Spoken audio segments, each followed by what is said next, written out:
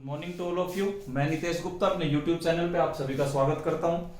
जैसे कि हमने पिछली वीडियो में देखा था, हमने प्रोबेबिलिटी में कंडीशनल प्रोबेबिलिटी का टॉपिक कंप्लीट किया था।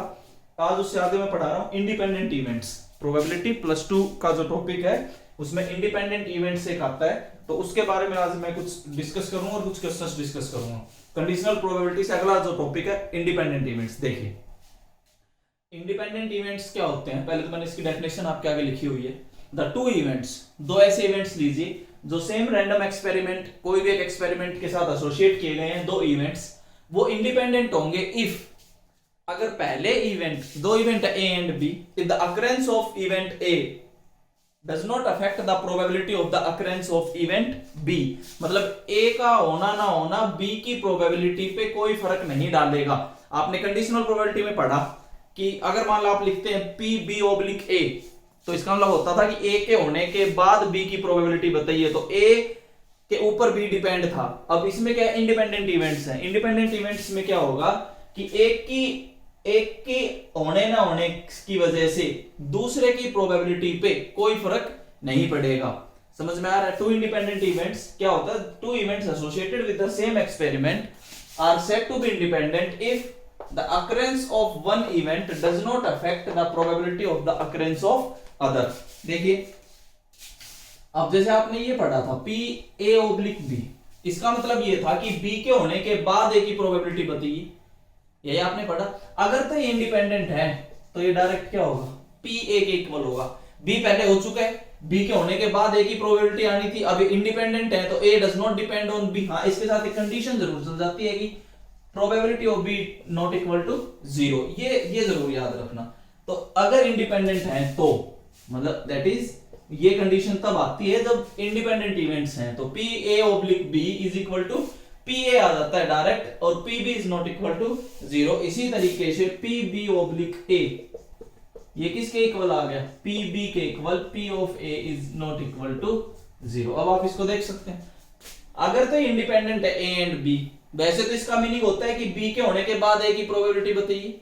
लेकिन अगर ये इंडिपेंडेंट इवेंट्स हैं ए एंड बी, इसका मतलब ये हुआ कि बी के होने के बाद तो ए की प्रोबेबिलिटी है लेकिन ए बी पे डिपेंड ही नहीं है। तो इसका मतलब डायरेक्ट किसके इक्वल आ गई, प्रोबेबिलिटी ऑफ ए। ए के लिए बी हो रहा है नहीं हो रहा है उससे कोई फर्क नहीं पड़ रहा क्योंकि इंडिपेंडेंट इवेंट्स है। इसी तरीके से ये पी बी ओब्लिक ए। यहां तक कुछ समझ आ रहा है? अब देखिए नाउ मैं आपको अब एक चीज और लिख के दिखाता हूं। आपने ये पढ़ा था P of A intersection B, अगर पिछली वीडियो में आपने देखा हो P of A intersection B किसके इक्वल आता था, P of A intersection B क्या इसके इक्वल आता था, P of A oblique B into probability of B, यही था। अब इसकी वैल्यू ये जो लिखा हुआ है इसकी जगह आप क्या लिख सकते हो, P ऑफ A, क्योंकि इंडिपेंडेंट इवेंट्स हैं। इसका मतलब P of A intersection B किसके इक्वल आ गया, P of A into P of B। अगर तो ये कंडीशन है, ये आप मेन याद रखना, अगर तो ये कंडीशन है इसका मतलब इंडिपेंडेंट इवेंट्स है। अगर A और B इंडिपेंडेंट इवेंट्स हैं तो इसका मतलब P A इंटरसेक्शन B की probability P of A into P of B। तो ये चीज याद रखना, ठीक है? यहां तक सारा समझ आ रहा है? अब इंडिपेंडेंट इवेंट्स के बारे में और डिस्कस करते हैं। कुछ क्वेश्चंस के हेल्प से हम डिस्कस करेंगे। अब देखो मैं आपके आगे मेन कंडीशन लिख रहा हूं। मेन कंडीशन ये है, if A and B are independent events, अगर वो इंडिपेंडेंट इवेंट्स हैं देन, अगर A और B इंडिपेंडेंट इवेंट्स हैं then P of A intersection B, इसको आप ये भी लिख सकते हो P ऑफ A B, और ये किसके इक्वल आएगा, P of A into P of B। हमारे पास मेन ये कंडीशन आती है इंडिपेंडेंट इवेंट्स की, ठीक है?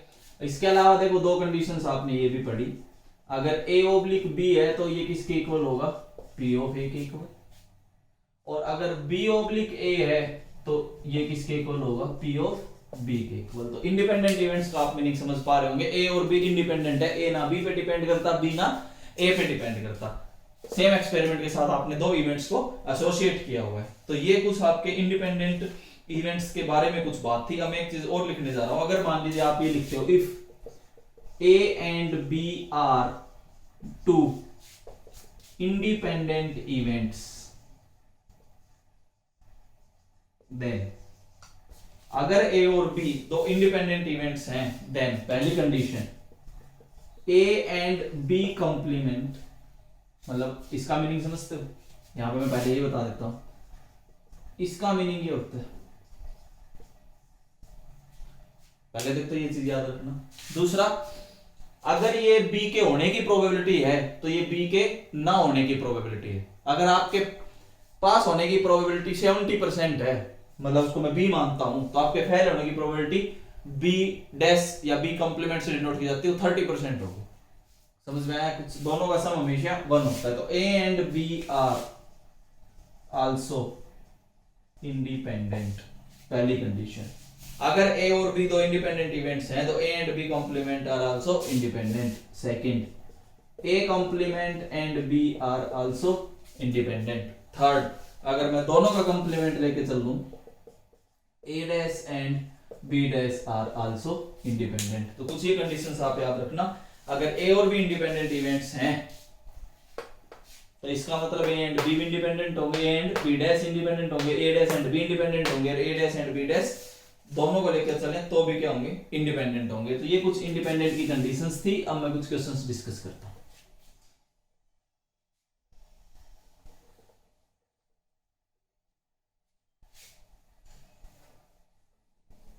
देखिए आगे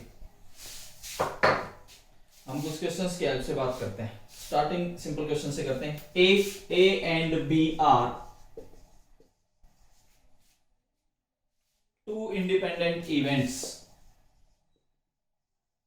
If A and B are two independent events such that, अगर A और B दो independent events हैं such that P of A union B, P of A union B की वैल्यू गिवन है 0.6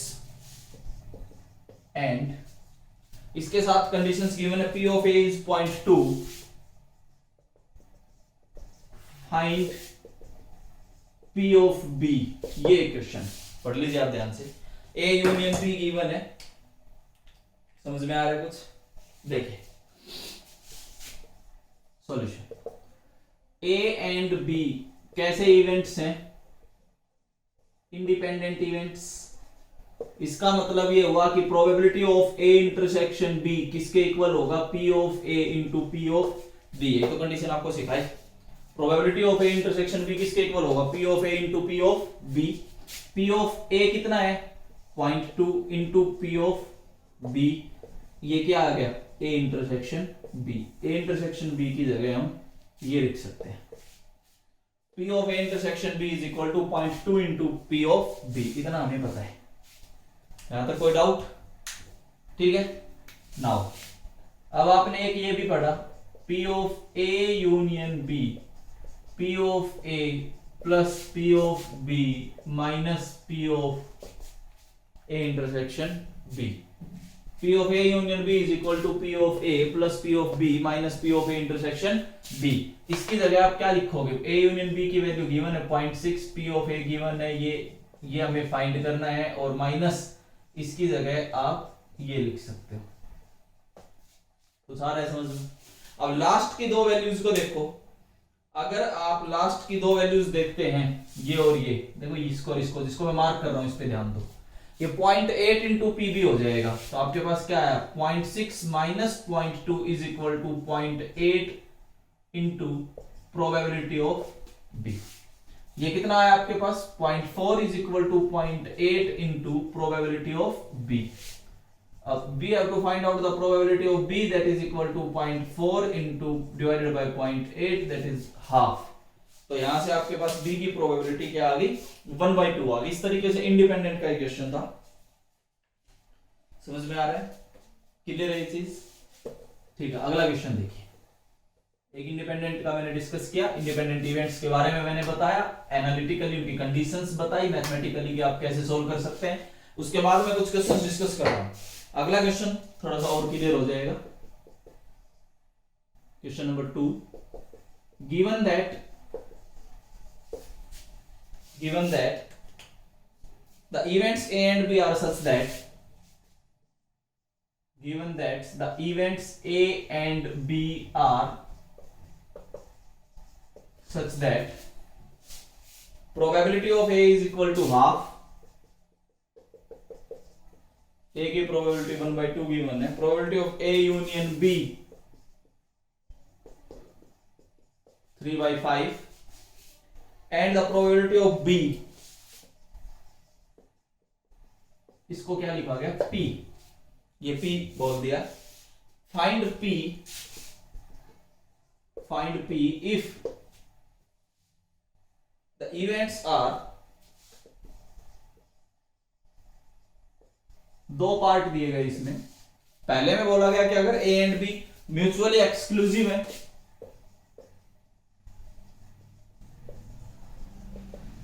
दूसरा इंडिपेंडेंट है, ये दो क्वेश्चन बना दिए इसमें। P ऑफ A गिवन है, A यूनियन B गिवन है, P ऑफ B गिवन है, इसको P लिखा है, उसी की वैल्यू फाइंड करनी है। अगर तो एक्सक्लूसिव है तो बताइए, इंडिपेंडेंट है तो बताइए। फर्स्ट पार्ट देखिए, फर्स्ट पार्ट में A और B को क्या बोला गया, mutually exclusive events. Mutually exclusive events की आप कंडीशन याद रखना कि the probability of A union B is equal to probability of A plus probability of B। Mutually exclusive का मतलब इंटरसेक्शन नहीं होता, कॉमन पार्ट कोई भी नहीं आएगा।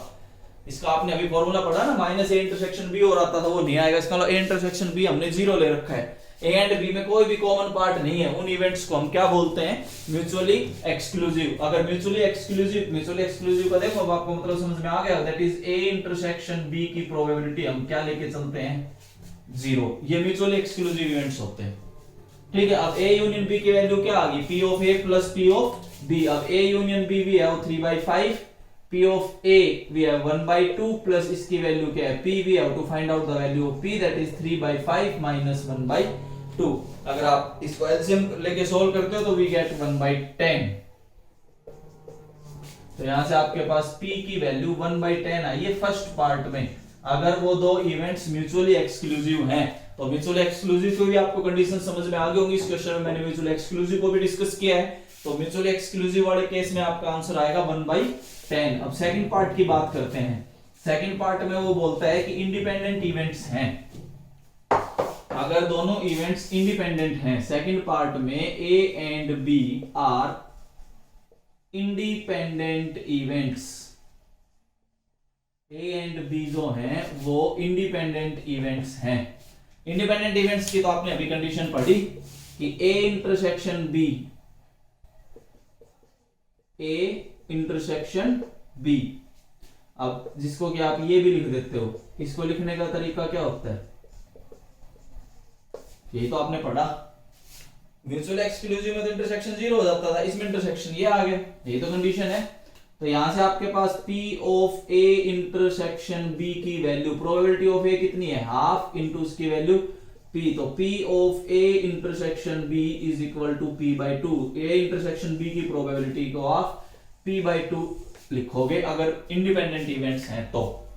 वहां पे 0 था, यहाँ पे P/2 है। नाउ अब हमें ये पता है कि A union B is equal to the probability of A plus probability of B minus probability of A intersection B। Independent events की कंडीशन हमने लगानी है, इसकी वैल्यू हमें पता है 3/5, P ऑफ A की value half plus P minus P/2। ये आपके पास आया है, यहां तक समझ पा रहे। इसको सोल्व कर लेना, इसको इधर लिया है 3/5 माइनस हाफ, अगर इसको मैं सोल्व करता हूं तो वी गेट P/2। अगर आप यहां से एलसीएम लेते हो तो वी गेट द एलसीएम 10। ये कितना आया, 3 2 6 minus 5 is equal to P/2। तो यहां से आपके पास क्या आया, 1/10 is equal to P/2, that is P is equal to 1/5। Second part का आंसर आपका 1/5 होगा। फर्स्ट पार्ट के आंसर में आपके पास 1/10 आया था। तो म्यूचुअली एक्सक्लूसिव और इंडिपेंडेंट इवेंट्स दो अलग अलग क्वेश्चन आपके आगे डिस्कस कर रहा था मैं, ठीक है। अगला एक क्वेश्चन बात करते हैं।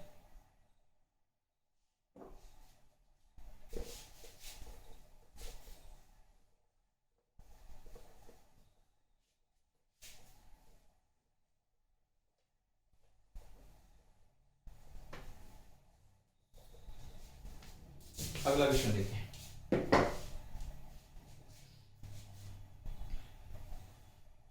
देखिए, a problem in mathematics is given to, a problem in mathematics given to, एक मैथमेटिक्स की एक प्रॉब्लम है, given to 3 students whose chances of solving it are, given to 3 students whose chances of solving it are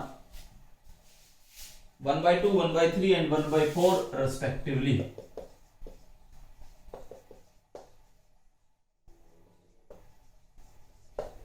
ये उसके अलग अलग student के solve करने के चांसेस हैं। What is the probability that the problem will be solved, what is the probability that the problem will be solved, कि problem solve हो जाए इसकी प्रोबेबिलिटी बताइए क्या होगी। देखिए, हमने ए इवेंट माना, event that the problem will be solved by first student, B event माना the problem will be solved by second student, C event माना the problem will be solved by third student। A event मान लिया कि पहले student से problem solve होती है, B event मान लिया कि दूसरे से होती है, तीसरा मान लिया सी। ठीक है, अकॉर्डिंग टू क्वेश्चन तीनों की वैल्यू गिवन है। अगर पहला सॉल्व करता है तो उसकी प्रोबेबिलिटी 1/2, दूसरा सॉल्व करता है तो प्रोबेबिलिटी 1/3, तीसरा सॉल्व करता है तो प्रोबेबिलिटी 1/4। अब इसके अकॉर्डिंग आप बात करते हैं तो देखो, इधर से सुनना ध्यान से, प्रोबेबिलिटी ऑफ नहीं, एक डैश मतलब सॉल्व नहीं करेगा, सॉल्व नहीं करेगा उसकी प्रोबेबिलिटी ये है, बी सॉल्व नहीं कर पाएगा उसकी प्रोबेबिलिटी ये है, और सी सॉल्व नहीं कर पाएगा उसकी प्रोबेबिलिटी ये है। ना सॉल्व करने की प्रोबेबिलिटी भी मैंने लिख दी है, कुछ क्लियर। अब द प्रॉब्लम ये कि प्रोबेबिलिटी हमें किसकी फाइंड करनी है कि ये प्रॉब्लम सॉल्व हो जाए, समझ में आ रहा है। तो हम क्या करेंगे, the probability that the problem could not be solved, probability that the problem could not be solved, कि ये प्रॉब्लम सोल्व नहीं हो उसकी प्रोबेबिलिटी ये होगी। तो probability that the problem could not be solved, अगर सोल्व नहीं हो पाती है तो प्रोबेबिलिटी ये होगी। अब मैं कहता हूं कि कोई भी एक सोल्व कर जाए, the probability that at least one of them solve this problem, उनमें से कोई भी एक, कम से कम एक इसको सॉल्व कर जाए, उसकी प्रोबेबिलिटी ये होगी। ना होने की प्रोबेबिलिटी ये थी, तो कम से कम एक के होने की प्रोबेबिलिटी ये होगी। क्लियर है ये चीज, कोई डाउट, समझ आ गया। देखिए, इसका मतलब ये होगा,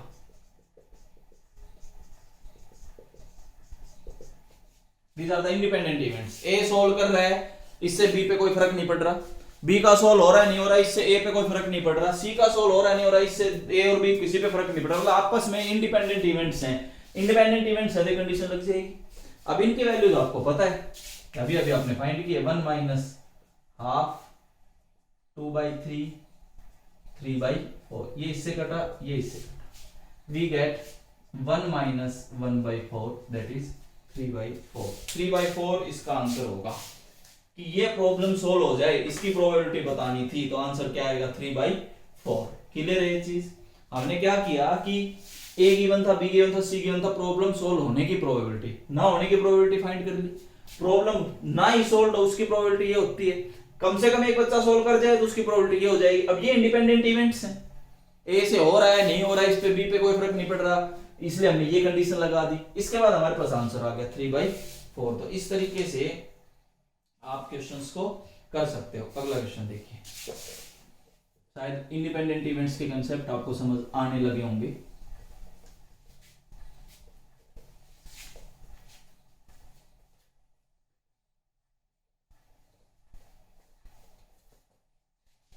ये सारे आपके इंडिपेंडेंट इवेंट्स के कंसेप्ट हैं। देखिए मैं दोनों में डिफरेंस समझाता हूं। एक क्वेश्चन लिख रहा हूं, ए bag contains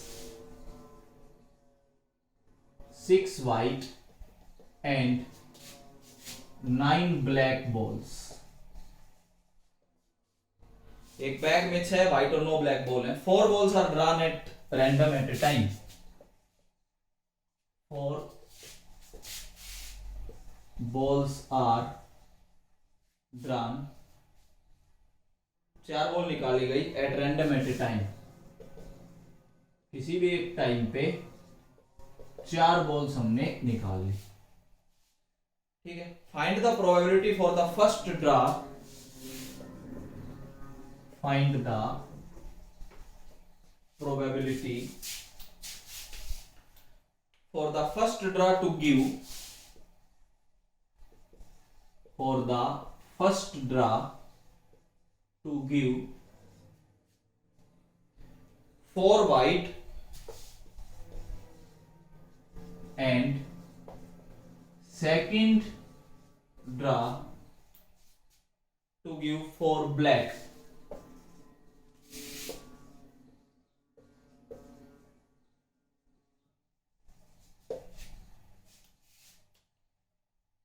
Then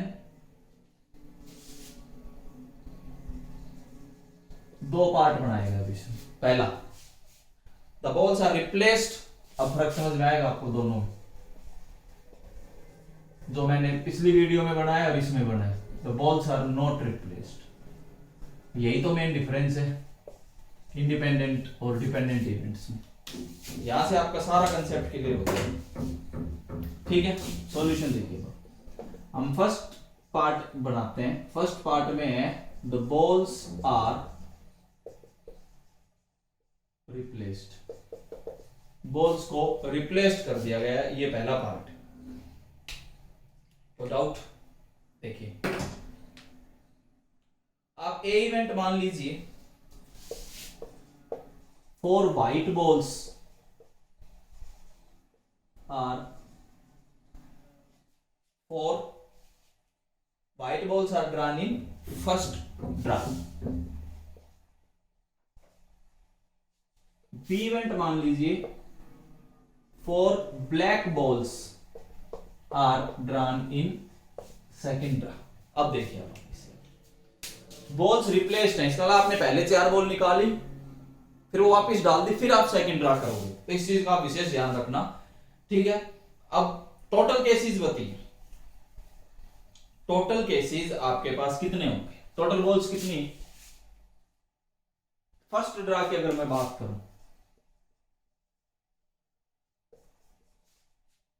first draw में अगर आप प्रोबेबिलिटी फाइंड करना चाहो पी ऑफ ए, देखिए फेवरेबल केस कितनी व्हाइट बॉल आनी चाहिए? 4। 6C4 डिवाइडेड बाय टोटल कितनी है?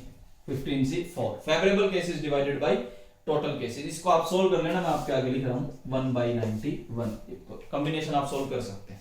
Favourable cases divided by total cases. हमारे पास 6 व्हाइट थी, जिसमें से 4 बॉल निकालनी है। 6C4 टोटल 15 है, जिसमें से 4 बॉल निकालनी है। ये आ गया। अगर मैं सेकंड ड्रा की बात करूं, अब रिप्लेस्ड है तो टोटल नंबर ऑफ बॉल्स पे कोई फर्क ही नहीं पड़ा। इंडिपेंडेंट इवेंट्स हो गए, टोटल नंबर ऑफ बॉल्स पे कोई फर्क नहीं पड़ा। अब टोटल नंबर ऑफ बॉल्स पे कोई फर्क नहीं पड़ा, लेकिन आपने 9 में से 4 निकालनी, क्योंकि ब्लैक है। और नीचे क्या रहेगा? 15C4 नीचे सेम रहेगा। अगर आप इसको सोल्व करते हो तो वी गेट 6 डिवाइडेड बाई 65। ये आपके पास, क्योंकि बॉल्स रिप्लेस्ड कर दी गई, तो सेकंड ड्रा में total number of balls same रहेगी। अभी तो इंडिपेंडेंट इवेंट्स हैं। अगर इंडिपेंडेंट इवेंट्स हैं तो हमारे से ये पूछा गया था, probability of A into probability of. इसको आप सॉल्व कर लेना, वी गेट 6 डिवाइडेड बाय 5915, क्योंकि इसमें बॉल्स को रिप्लेस्ड किया गया है। समझ में आ रहा है कुछ? अब मैं क्या करता हूं कि balls are not replaced. Second part, अगर हम सेकंड पार्ट की बात करें the balls are not replaced, balls को रिप्लेस नहीं किया गया। फर्स्ट ड्रा में तो कोई फर्क नहीं पड़ेगा, सेकंड ड्रा में फर्क पड़ जाएगा। सेकंड ड्रा में अब number of balls, total number of balls आपके पास कम होगी।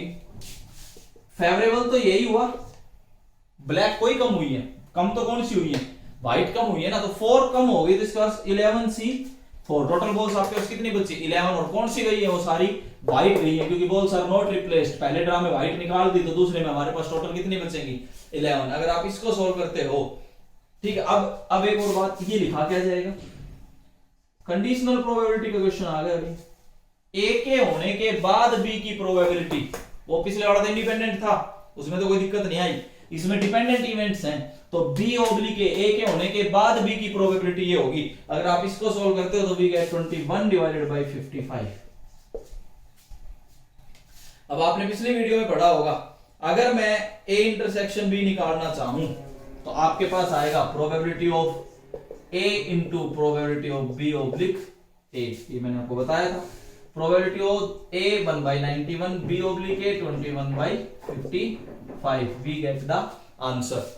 हमारे पास आ जाएगा 3 डिवाइडेड बाय 715। अब आप दोनों में फर्क समझ सकते हैं, लिखने का भी फर्क है। इसमें कंडीशनल प्रोबेबिलिटी का क्वेश्चन आ गया, क्योंकि इसमें बॉल्स आर नॉट रिप्लेस्ड, पिछले वाले में बॉल्स आर रिप्लेस्ड। तो फर्स्ट पार्ट इंडिपेंडेंट इवेंट्स का था, सेकंड पार्ट डिपेंडेंट इवेंट्स का है। तो इस तरीके से दोनों में आपको फर्क समझ में आ रहा होगा। कुछ क्लियर है, कोई डाउट? और एक दो क्वेश्चंस डिस्कस करते हैं।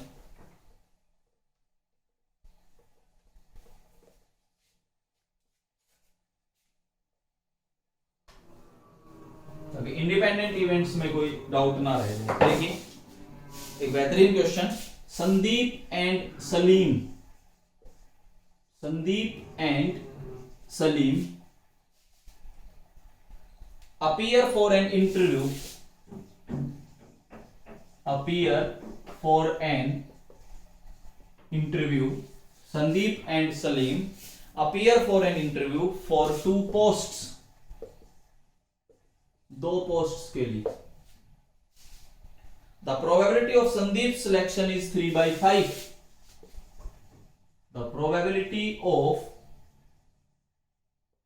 Sandeep's selection is 3/5। संदीप के सिलेक्ट होने की प्रोबेबिलिटी 3/5 है। And that of Salim is 1/3, and that of Salim is 1/3। Salim के सिलेक्ट होने की प्रोबेबिलिटी 1/3 है। Find the probability that only one of them will be selected. इस तरीके के क्वेश्चंस और समझिए।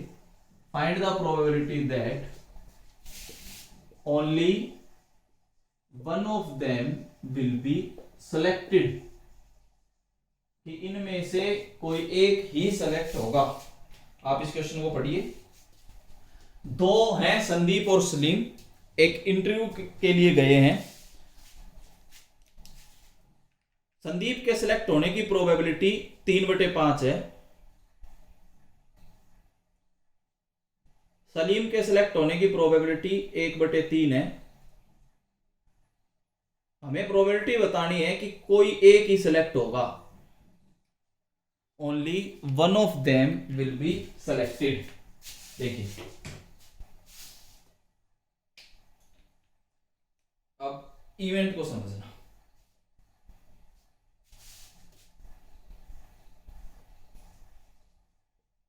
ए मैं मानता हूं event of Sandeep selection, B मैं मानता हूं event of Salim's selection. Clear है? इसका मतलब ये हुआ प्रोबेबिलिटी ऑफ ए 3/5, इसका मतलब हुआ प्रोबेबिलिटी ऑफ बी 1/3। कोई डाउट? अब एक चीज और क्लियर कर लेते हैं पहले ही। यहां से आप ये भी लिख सकते हो कि संदीप के सेलेक्ट ना होने की प्रोबेबिलिटी कितनी आएगी 2/5। सलीम के सेलेक्ट ना होने की प्रोबेबिलिटी 2/3। तो ये सारी चीजें मैंने पहले क्लियर कर दी। संदीप के सिलेक्ट होने की प्रोबेबिलिटी 3/5 है, ना सिलेक्ट होने की प्रोबेबिलिटी 2/5। सलीम के सिलेक्ट होने की प्रोबेबिलिटी 1/3, ना सिलेक्ट होने की प्रोबेबिलिटी 2/3। अब आगे ध्यान से सुनना, एक मैं E1 इवेंट लेके चल रहा हूं, E1 Sandeep is selected but Salim is not selected. क्योंकि क्वेश्चन में देखे ना, हमें तो इस तरीके से बात करनी है कि कोई एक ही सेलेक्ट होगा। E2 Salim is selected but Sandeep is not selected. ये आपके पास E2 इवेंट आ गया। E1 इवेंट में हमने मान लिया संदीप सेलेक्ट होता है, सलीम नहीं होता। E2 में मान लिया सलीम होता है, संदीप नहीं होता। रिक्वायर्ड प्रोबेबिलिटी जो है, जो इसने क्वेश्चन में पूछी है, वो ये है E1 और E2, या तो संदीप ही सिलेक्ट होगा या सलीम ही सिलेक्ट होगा। अब ये इसके इक्वल होगा क्योंकि ये म्यूचुअली एक्सक्लूसिव इवेंट्स हैं, इंटरसेक्शन 0 रहेगा इसमें। ठीक है, यहां तक समझ आ गया। अब E1 का क्या मतलब है? E1 का मतलब है द प्रोबेबिलिटी ऑफ E1 मतलब संदीप सेलेक्ट हुआ, सलीम सेलेक्ट नहीं हुआ। फिर प्लस E2 का मतलब है संदीप तो सेलेक्ट नहीं हुआ और कौन हो गया? सलीम सेलेक्ट हो गया। क्लियर है इस टाइप के क्वेश्चंस? अब आप इसको क्या लिखोगे? The probability of A into the probability of B dash plus the probability of A dash into the probability of B। शायद सारा कुछ समझ आ गया होगा। इस टाइप के क्वेश्चंस भी आते हैं आपके पेपर में कि कोई भी एक सिलेक्ट होना है, कोई भी एक सिलेक्ट होने के लिए आप ये कंसेप्ट लगाओगे। E1 आपने मान लिया कि संदीप सिलेक्ट हो रहा है, सलीम नहीं हो रहा। E2 आपने मान लिया सलीम हो रहा है, संदीप नहीं हो रहा। तो E1 और E2 ये आपके रिक्वायर्ड प्रोबेबिलिटी है, दोनों म्यूचुअली एक्सक्लूसिव इवेंट्स हैं, तो प्लस का साइन आके इंटरसेक्शन हट जाता है। ठीक है, अब E1 का मतलब है, E1 का मीनिंग है कि संदीप सिलेक्ट हुआ है, सलीम सिलेक्ट नहीं हुआ, प्लस E2 का मतलब है संदीप नहीं हुआ, सलीम हुआ है। ये आप इंडिपेंडेंट इवेंट्स हैं, आप ये कंडीशन लगा सकते हैं। इसके बाद सभी की वैल्यूज आपके पास है 3/5 into 2/3 plus 2/5 into 1/3, 6 divided by 15 plus 2 divided by 15 that is 8 divided by 15। ये इसका आंसर रहेगा। क्लियर है? शायद कुछ समझ आ रहा होगा। ठीक है, आगे देखिए। इस टाइप का एक क्वेश्चन और डिस्कस करते हैं, फिर आपका इंडिपेंडेंट इवेंट्स के कंसेप्ट, म्यूचुअल एक्सक्लूसिव के कंसेप्ट ये आपके खत्म होते हैं। कोई भी डाउट रहे आप पूछ सकते हैं, कमेंट बॉक्स में डाल सकते हैं। फिलहाल हम एक क्वेश्चन और डिस्कस करेंगे। 2 cards are drawn from a pack of 52 cards. 2 cards are drawn from a pack of 52 cards. 52 cards में से आपने 2 कार्ड निकाले, one after the other without replacement. One after other without replacement. Replacement नहीं है।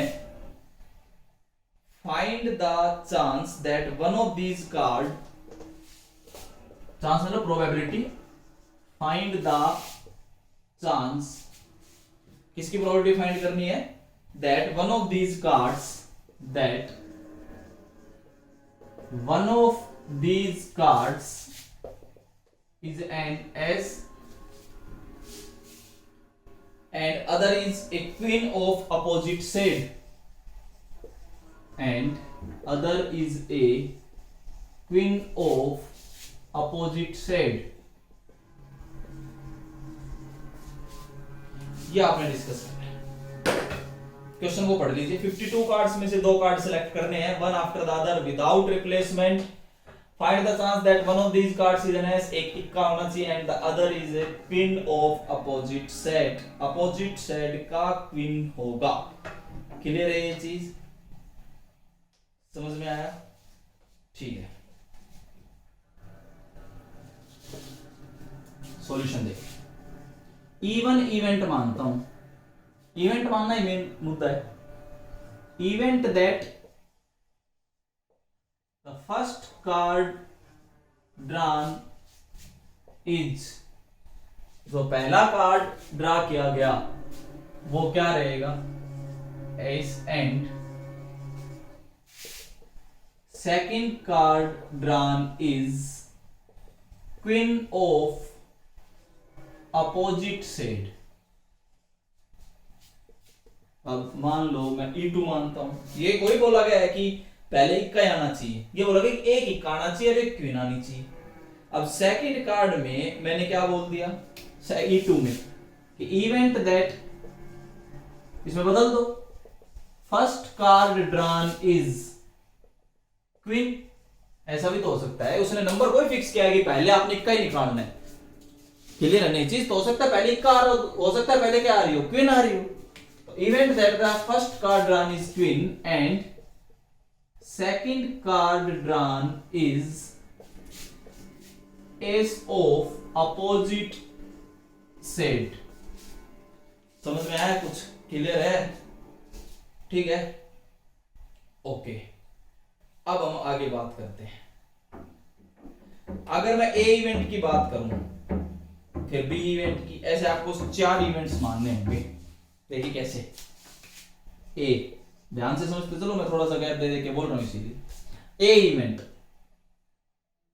and S is drawn in first draw.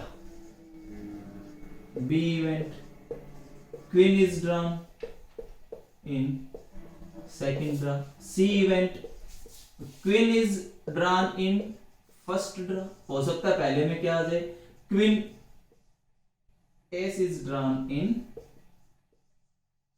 second draw। इस तरीके से आपने 4 इवेंट्स ये मान के चलने हैं। हो सकता है पहले ड्रा में इक्का आ रहा उसको ए मानना, ठीक है। हो सकता है दूसरे ड्रा में क्वीन आ रही उसको क्या मानना, बी। हो सकता है पहले में क्वीन आ रही उसको क्या मानना, सी। हो सकता है दूसरे ड्रा में इक्का आ रहा उसको क्या मानना, डी। ये चीज क्लियर है? ओके, अब बात करते हैं, ध्यान से समझना आगे सारा। पी ऑफ ए बताइए, पहले ड्रा में इक्का आ रहा है 4/52 विदाउट रिप्लेसमेंट। इस बात का जरूर ध्यान रखना, अगर मैं P of B oblique A करता हूं, अपोजिट साइड की कितनी क्वीन होंगी, दो ही तो कलर होते हैं, या तो रेड या ब्लैक। अगर मान लो आपने ब्लैक का इक्का निकाल दिया, ठीक है, तो रेड की क्वीन कितनी बची, 2। लेकिन अब टोटल नंबर ऑफ कार्ड्स कितने बचे आपके पास, 51, विदाउट रिप्लेसमेंट का केस था। ऐसे अगर मान लीजिए मैं प्रोबेबिलिटी ऑफ सी की बात करूं, सी में बताइए पहले क्या आई, क्वीन, कितनी क्वीन होती है आपके पास, 4, 4/52। और डी ऑब्लिक सी, सी के होने के बाद अब अपोजिट साइड का इक्का निकालना, अपोजिट साइड के इक्के तो 2 बचे ना, तो 2/51। अपोजिट साइड का मतलब समझ में आ रहा है, ब्लैक और रेड, दो ही तो कलर होते हैं। अगर आपने ब्लैक की क्वीन निकाल ली तो रेड का इक्का निकालना है, रेड की क्वीन निकाल ली तो ब्लैक का इक्का निकालना है। ऐसे ऊपर था वो, समझ आ गया? ये 4 क्यों बने समझ आ गया? क्योंकि नंबरिंग फिक्स नहीं है। उसने बोला है कि एक इक्का होना चाहिए और एक क्वीन होनी चाहिए अपोजिट साइड की। तो हो सकता है पहले इक्का आ जाए, हो सकता है पहले क्वीन आ जाए, तो आपको ये चारों केस बनाने होंगे। अब जो रिक्वायर्ड प्रोबेबिलिटी है जो उसने पूछी है वो ये है, E1 और E2 म्यूचुअली एक्सक्लूसिव इवेंट्स हैं, तो आप इसको ऐसे लिख सकते हो, ठीक। अब बात ये आती है कि E1 का क्या मतलब होगा और E2 का क्या मतलब होगा। E1 देख लो अब क्या है, पहले क्या आया है, इक्का। भाई पहले क्या आया है, इक्का आया है। इक्का आने की प्रोबेबिलिटी मतलब पहले इक्का आया है तो A, उसके बाद क्या आई है, क्वीन। तो आपके पास P of A into P of B oblique A plus, ये तो E1 हुआ। ऐसे आप अगर E2 फाइंड करो तो आपके पास क्या आ जाएगा, probability of C into probability of D oblique C। E1 का मतलब था कि पहले ही में इक्का आ जाए, दूसरे में क्वीन आ जाए अपोजिट साइड की, तो ये। उसका मतलब था पहले में क्वीन आ जाए, दूसरे में इक्का आ जाए अपोजिट साइड का, तो वो है। चारों की प्रोबेबिलिटी आपके पास है, वी गेट द आंसर। यहां से आपके पास आंसर आ जाएगा, पहले 4/52 इंटू 2/51, फिर प्लस 4/52 इंटू 2/52। क्लियर है, सारा कुछ समझा दिया है। ये आपके पास आएगा 4 डिवाइडेड बाई 663। कैसे सारे डिस्कस करना, नंबर फिक्स नहीं है। क्लियर है, ये आपके कुछ इंडिपेंडेंट इवेंट्स के क्वेश्चन थे। ठीक है, अभी इंडिपेंडेंट इवेंट्स का एक बहुत ही इंपॉर्टेंट क्वेश्चन और कराने जा रहा हूं।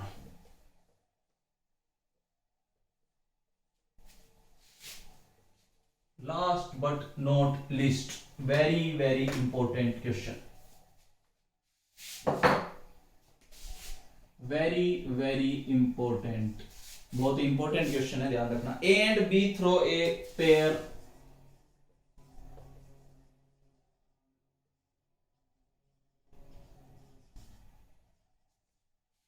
and B throw a pair of dice alternately.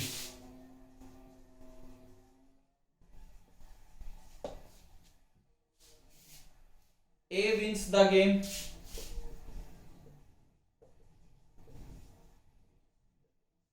if he gets a total of 7,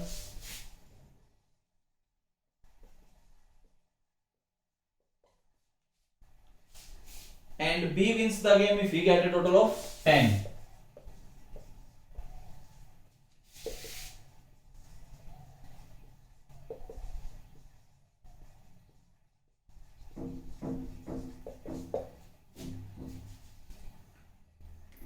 If A start the game, if A starts the game, अगर A गेम को स्टार्ट करता है, then find their respective probabilities of winning. बहुत ही अच्छा question है, find their respective probabilities of winning. उनके अलग अलग जीतने की प्रोबेबिलिटी होती है। बहुत अच्छा क्वेश्चन है, फटाफट मैं डिस्कस कर देता हूं, इधर सुनिए।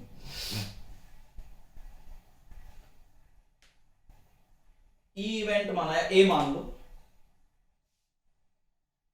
ए तो उसने प्लेयर को माना हुआ है, ई मान लिया। Event that A gets a total of 7, F event मान लेता हूं। Event that B gets a total of 10। A को मान लिया, ई को माना है कि ए ने टोटल कितना ले लिया 7, बी को, एफ को माना कि बी ने टोटल कितना ले लिया 10। क्लियर है चीज। अगर हम ई इवेंट की बात करते हैं, ई इवेंट की बात करते हैं, तो बताइए टोटल 7 कब कब आ सकता है? 1 6 2 5 3 4, 1 6 2 5 3 4 4 3 और 5 2 और 6 1। देखिए इनके अलावा कोई केस बन सकता है? नहीं। तो probability of E total case 6 नहीं, फेवरेबल 6, टोटल 36, 1/6। ये तो ई के बारे में बात होगी, कोई डाउट?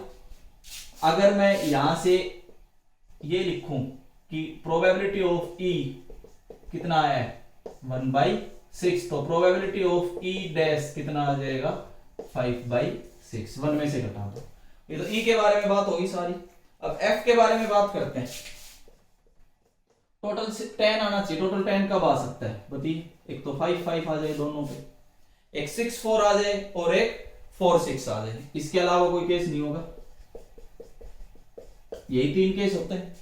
अब फेवरेबल 3 है, टोटल 36 है, कितना आ गया 1/12। तो एफ डैश की प्रोबेबिलिटी कितनी हो जाएगी 11/12। मैं यहां से दोनों लिख देता हूं। प्रोबेबिलिटी ऑफ एफ 1/12 आया है, तो प्रोबेबिलिटी ऑफ एफ डैश क्या आ जाएगा 11/12। पहले तो यही चीज समझो। इवेंट मैंने माना था कि ए को 7 टोटल मिल गया, एफ इवेंट मैंने माना कि 10 टोटल मिल गया बी को। ठीक है, तो ई की प्रोबेबिलिटी फाइंड कर ली, केसेस आपके आगे लिखे हुए हैं, 7 कब कब आ सकता है, ई डैश की प्रोबेबिलिटी फाइंड कर ली। एफ 10 कब कब आ सकता है, वो केस लिखे हुए हैं, उसके हिसाब से हमने प्रोबेबिलिटी को डिस्कस किया है। यहां तक शायद आपको सारा समझ आ गया होगा। अब आगे देखते, इसको मिटा रहा हूं दोबारा से। हमारे पास कुछ प्रोबेबिलिटीज आ गई हैं, उनको मैं लिख लेता हूं, आपको आगे लिख के दे रहा हूं। प्रोबेबिलिटी ऑफ ई 1/6 आई थी, तो प्रोबेबिलिटी ऑफ ई डैश कितनी आई थी 5/6। 6। प्रोबेबिलिटी ऑफ एफ 1/12 आई थी, तो प्रोबेबिलिटी ऑफ एफ डैश कितनी आई थी? 11/12। ये सब चीजें आपके आगे आती हैं। कोई डाउट? ओके। अब देखिए ए विंस, हम किसको जिता देते हैं? ए को। ए कौन कौन से थ्रो में जीत सकता है? स्टार्ट किसने किया है गेम? ए ने, तो फर्स्ट थ्रो ए के पास आएगा। समझ आ रहा है? हो सकता है ए पहले में ना जीता हो तो सेकंड चांस किसके पास जाएगा? बी के पास।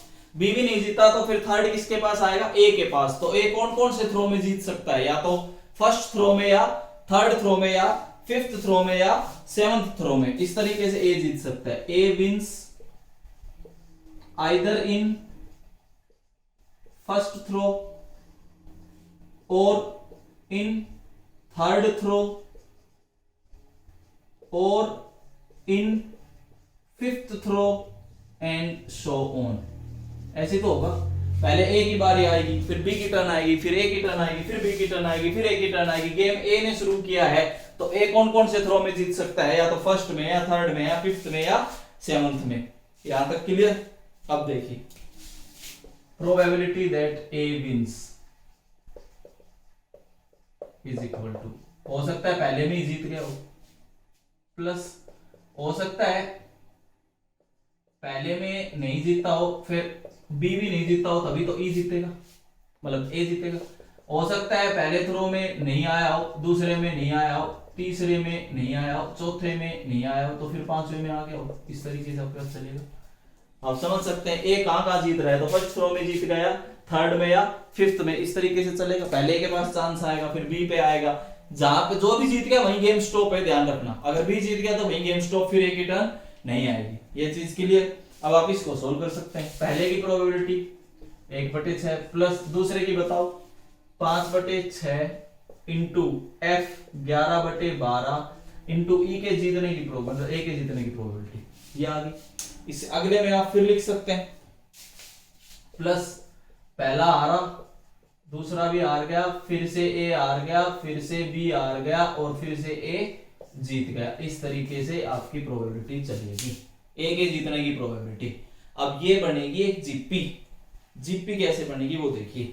अगर मैं इसमें से 1/6 कॉमन ले लूं तो 1 plus 5/6 plus into 11/2 plus 5/6 into 11/12 का स्क्वायर। इस तरीके से आपके पास चलता चलेगा, आप देख सकते हैं। अब ये बनेगी एक जीपी। इस जीपी का, ये आपके पास क्या है? एक जीपी है। इस जीपी की फर्स्ट टर्म बताइए क्या है? आप 1/6 भी लिख सकते हैं या 1 भी लिख सकते हैं। 1/6 आप बाहर रखना चाहते हैं तो इसकी फर्स्ट टर्म क्या बना दिया आपने? 1 या 1/6। आप इसको ऐसे लिख लो, देखो पहले में क्या था? 1/6 प्लस 1/6 इंटू, फिर इसके साथ भी क्या है? इंटू 1/6। ऐसे फर्स्ट टर्म क्या है? 1/6। और कॉमन रेशियो क्या है? कॉमन रेशियो इस जीपी की फर्स्ट टर्म आपके पास आई 1/6 और कॉमन रेशियो आया 5/6 इंटू 11/12। और इनफाइनाइट जीपी है। इनफाइनाइट जीपी का सम, अब मैं इधर बता रहा हूं, इनफाइनाइट जीपी का सम आपने पढ़ा है a divided by 1 minus R. a divided by 1 minus R infinite GP का सम। तो 1/6 डिवाइडेड बाई 1 माइनस